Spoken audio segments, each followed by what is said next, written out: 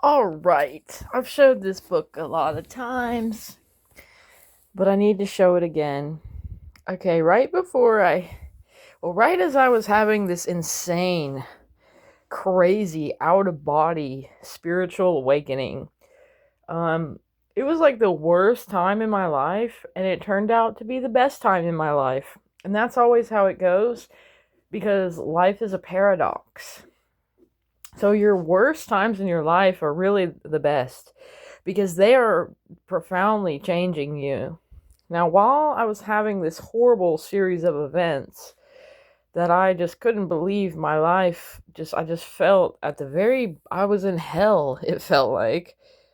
A friend of mine, my best friend, he's like over 60 years old. He's my best friend. We've talked every day for well over 7 years. We are best friends. He just popped up at my house and was like, "Here, I got this for you with some other stuff." He said, "I don't know what it is." He didn't even know what this was.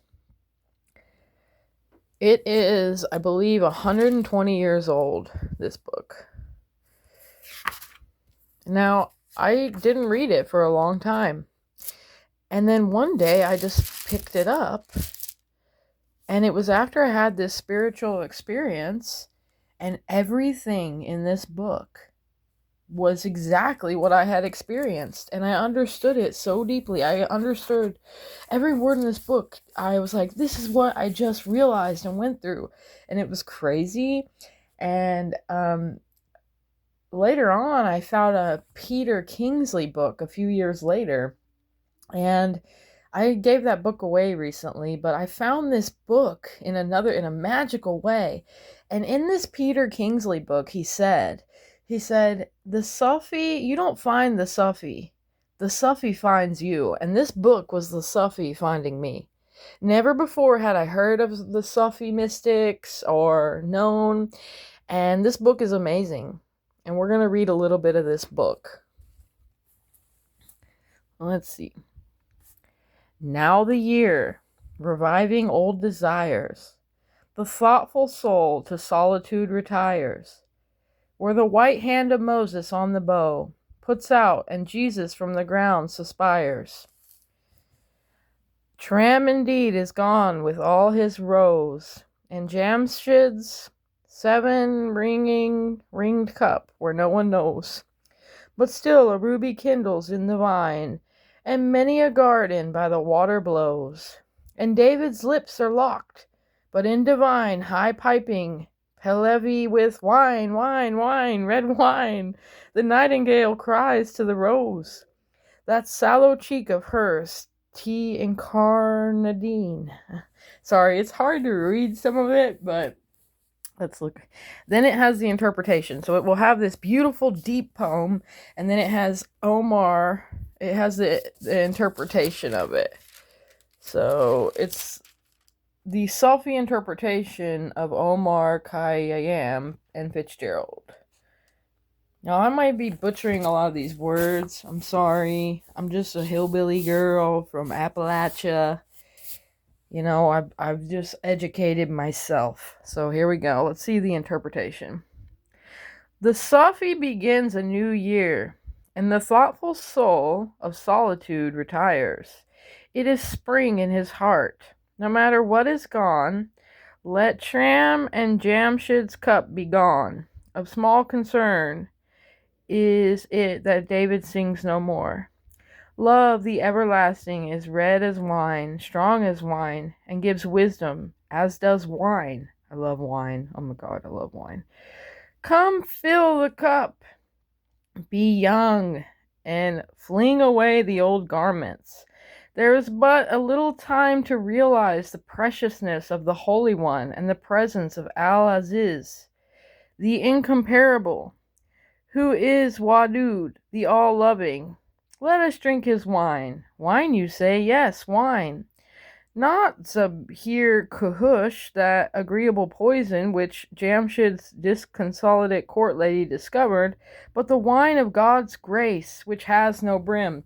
Now, all throughout this book, he explains that when he's talking about God and this divine, incomparable thing, he is saying that this is in you. that you are God. And this is what I realized when I left the body.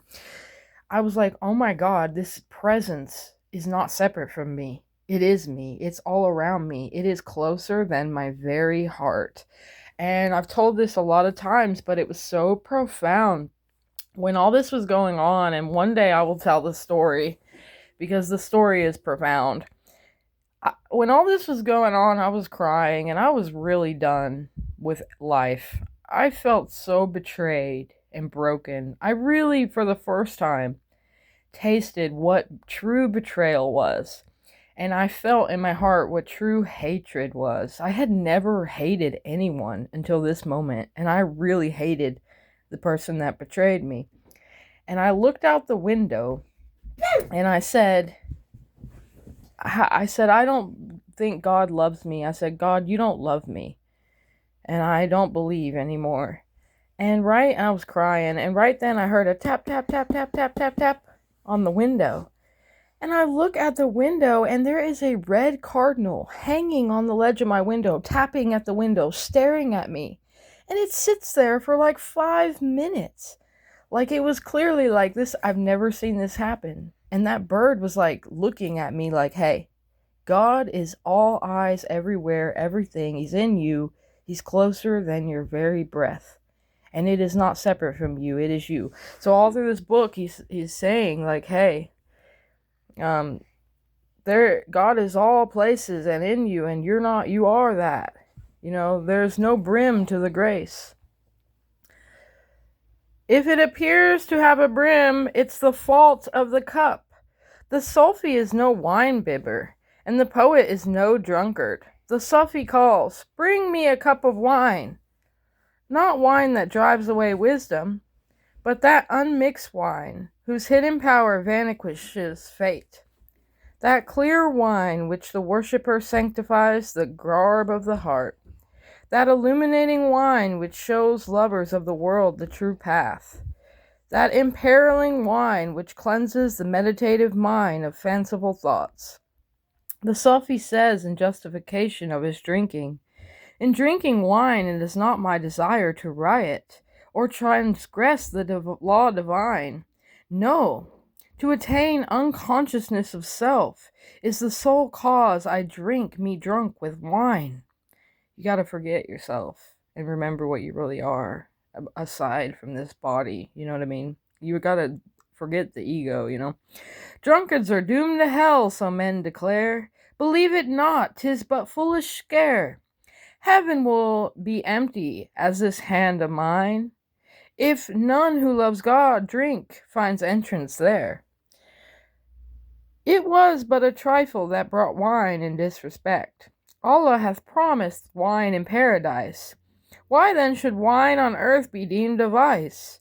An Arab in his cups cut Hamzal's girth. For that sole cause was drink declared a vice. Now, what's really funny is in the Bible, so Allah hath promised wine in paradise. The Bible also says this.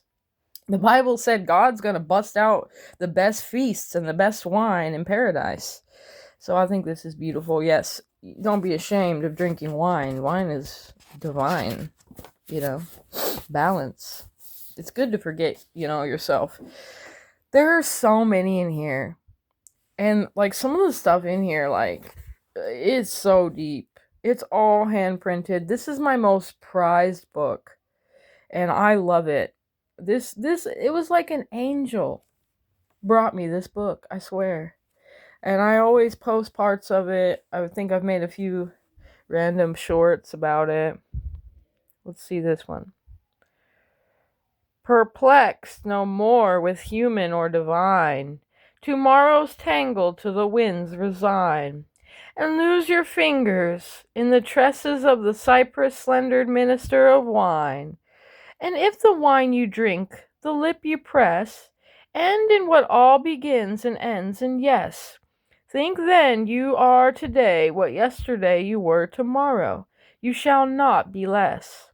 So when the angel of the darker drink at last shall find you by the river brink, and offering his cup invite your soul forth to your lips to quaff, You shall not shrink.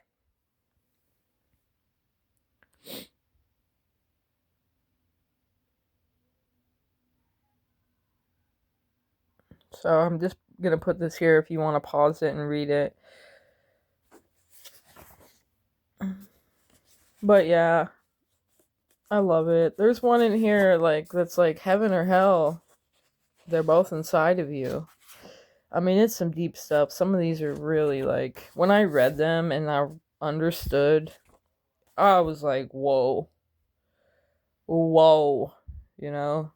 And then my uncle gave me a Khalil Gibran book. And I was like, whoa, with that book. And I just started seeing the truth everywhere, like these kind of truths. The absolute truth that God is you. God is you. You are God. There is no God separate from you.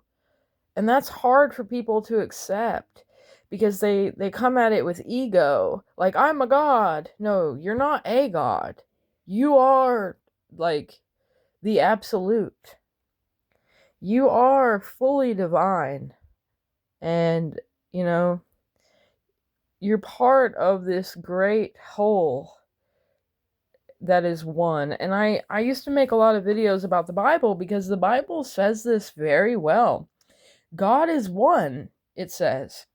It says, do you not know that Jesus Christ is in you unless you fail to meet the test? I think I have a video where I listed like all the times that it says in the Bible that God is inside of you and Jesus is inside of you. And it's telling you that it's you. It is you. And I don't know why that's so hard for people to accept. I mean, I do know why, but it's like, I guess once you have the experience, then you see it everywhere. You see it in all religions, all books, all movies. The truth is just there, you know? And like, there's a Bible verse and it says, and you will declare that God is in you of a truth. And what that is saying is like, if you don't know that you are Christ, you failed the test.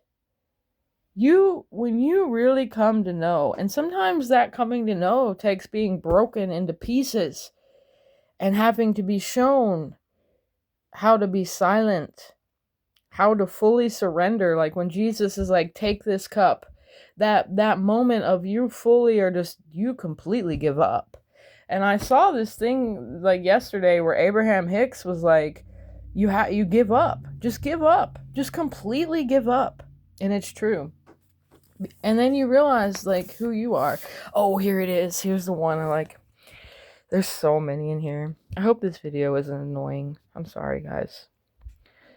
The revelations of devout and learned, whose rose before us as prophets burned, are all but stories which awoke from sleep. They told their comrades, and to sleep returned. I sent my soul through the invisible, some letter of that afterlife to spell. And by my soul returned to me, and answered, I myself am heaven and hell.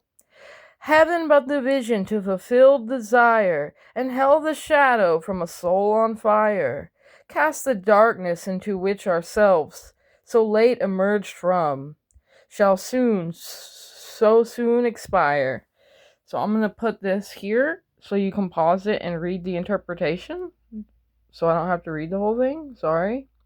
I just woke up. I haven't finished my coffee. So I just always want to show people this book.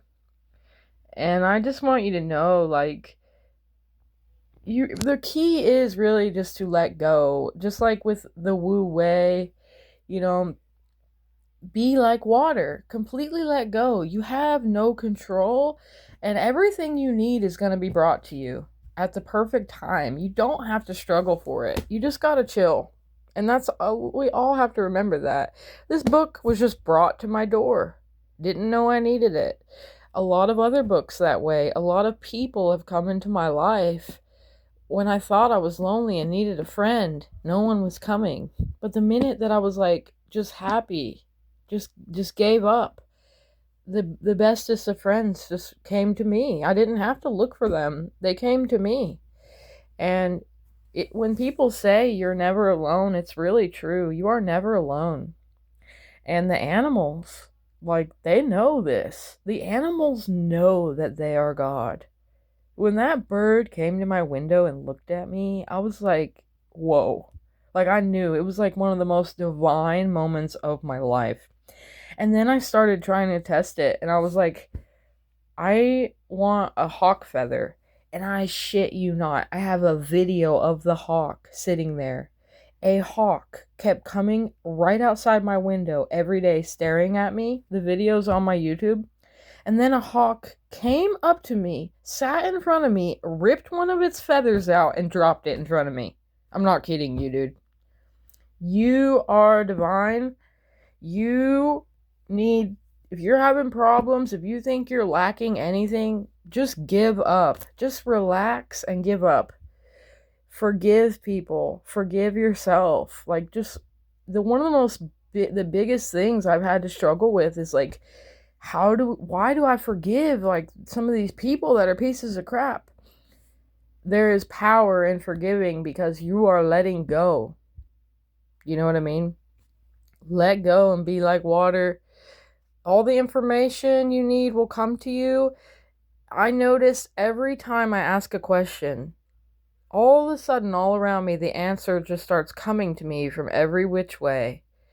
You are all knowing. Even in the Bible, it says, we know you are of the Holy One because you have an unction and know all things. You have access to all information.